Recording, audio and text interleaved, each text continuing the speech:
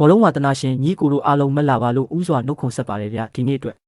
ကမ္ဘာဖလားပြိုင်ပွဲကြီးဟာအခုဆိုရင်ပို့ပြီးတော့အကျိတ်အနေရှိလာတဲ့16တင်းအဆင့်ရှုံးထွက်ပွဲစဉ်တွေကိုရောက်ရှိလို့လာခဲ့ပါပြီဒီနေ့မှာတော့အာဖရိကရဲ့ချင်းသစ်ကြီးများမော်ရိုကိုအားကောင်းတဲ့ကနေဒါတို့နဲ့အတူကမ္ဘာဖလားရေပန်းစားပြင်သစ်အသင်းတို့ရှင်ပြိုင်ကြမယ်16တင်းအဆင့်ပွဲစဉ်တွေကိုဟာအခြေအနေတွေဂိုးပေါ်ဂိုးအောက်အလားအလာတွေနဲ့အတူအသေးစိတ်သုံးသပ်တင်ပြပေးသွားမှာမို့ဗီဒီယိုလေးကိုအဆုံးထိအတူတူစောင့်ကြည့်ပေးကြအောင်တော့ပထမဆုံးပွဲစဉ်အနေနဲ့ကတော့16တင်းအဆင့်မှာထိပ်တိုက်တွေ့ဆုံနေတဲ့ကနေဒါနဲ့မော်ရိုကိုတို့ရဲ့ပွဲစဉ်ပဲဖြစ်ပါတယ်။အားကြီးအရမော်ရိုကိုက1.84နဲ့အလေးတာနေပြီးကနေဒါကတော့9.28ရှိနေတာပါ။မော်ရိုကိုအသင်းရဲ့ခန္ဓာကိုယ်ကြန့်ခိုင်မှုကစားကွက်စုဖွဲ့မှုနဲ့အတွေ့အကြုံကကနေဒါထက်ပိုပြီးအသာရနေတာတွေ့ရမှာပါ။ကနေဒါကလည်းရင်းတို့ရဲ့တိုက်စစ်အရှိန်နဲ့တုံ့ပြန်မှုစူးစမ်းလာမှဖြစ်ပေမဲ့16တင်းအဆင့်ရှုံးထွက်ပွဲဖြစ်လို့နှစ်သင်းလုံးအမှားမခံပဲပိတ်ဆို့သွားဖို့ပဲရွေးချယ်ထားပါတယ်။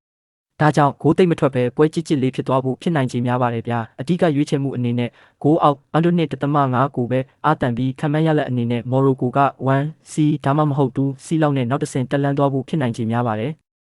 ဒုတိယပွဲကတော့တောင်အမေရိကမြေကမာကျောတဲ့ပါရာဂွေးနဲ့ပိုဆွဲဖို့ရေပန်းစားနေတဲ့ပြင်သစ်တို့ရဲ့ပွဲစဉ်ဖြစ်ပါတယ်လက်တကြည့်ရင်ပြင်သစ်က1.239နဲ့အပြတ်တက်ကိုအလေးတာနေပြီးပါရာဂွေးကတော့18အထိရှိနေတာမို့ချီကတော်တော်လေးကွာခြားလာပါတယ်ပြင်သစ်အသင်းရဲ့ကမ္ဘာအဆင့်တိုက်စစ်အင်အားနဲ့ကစားသမားစုဖွဲ့မှုကပါရာဂွေးထက်အပြတ်တက်တာလွန်နေတာပါပါရာဂွေးဘက်ကခန်းစစ်ကိုအစွမ်းကုန်ပိတ်ဆို့ဖို့စူးစမ်းမှာဖြစ်ပေမဲ့ပြင်သစ်ရဲ့တရားဆက်ဖိအားပေးမှုကိုတားဆီးဖို့ခက်ခဲပါလိမ့်မယ်ဒါကြောင့်ဒီပွဲမှာပြင်သစ်အနိုင်နဲ့အတူဂိုးပေါ် over 2.5ဖြစ်ဖို့ဖြစ်နိုင်ခြေများပါတယ်ခံမှန်းရလက်အနေနဲ့ပြင်သစ်က3C လောက်နဲ့ဂိုးပြတ်နိုင်ပွဲရယူသွားဖို့ရွေးချယ်ထားပါတယ်ဗျာဒီညရဲ့ကမ္ဘာဖလား16တင်းအဆင့်ပွဲကဘယ်အသင်းတွေနိုင်ပွဲရပြီး10တင်းအဆင့်ကိုတက်လန်းသွားမလဲထင်လဲဗျာ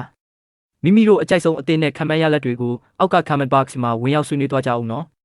ကျွန်တော်ရဲ့ဒီဗီဒီယိုသုံးသပ်ချက်လေးကိုသဘောကျတယ်ဆိုရင်တော့ channel လေးကို like share နဲ့ subscribe လုပ်ပြီးခေါင်းလောင်းလေးကိုပါနှိပ်ထားပေးဖို့တောင်းဆိုချင်ပါတယ်ဗျာနောက်ထပ်ပွဲကောင်းတွေမှာပြန်တွေ့ကြမယ်အားလုံးပဲကံကောင်းကြပါစေ